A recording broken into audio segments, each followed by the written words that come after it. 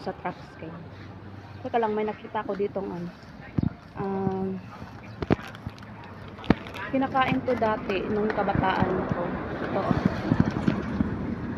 Parang ito yata yung tinatawag namin na Santo Papa. What? Santo Papa? Ano nga? Tapos, ang hinog nito kinakain.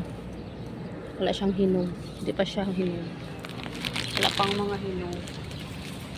Tapos, si Biroy, yan. Nagdala ng niya kasi tutulong siya kay Junjun. Basta Santo Papa yung tawag namin dito dati.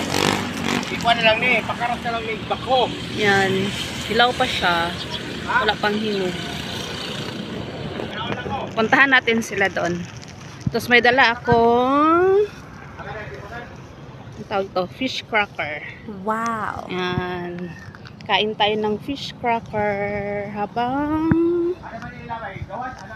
nanonood sa kanila. Yan. Go, Beroy! Yan. Yan, naglinis na sila. Maraming ano dito, mga gulong, sira na ng gulong. Baka may mga snake ditong naninirahan. Yan. Nakakatakot. Aww.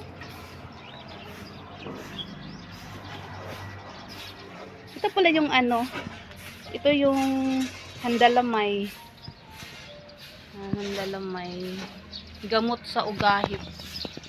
Nung nakaraang araw, kumukuha ako nito kasi may ugahip yung anak ko. Ayun, pinapahid siya sa bandang may ugahip.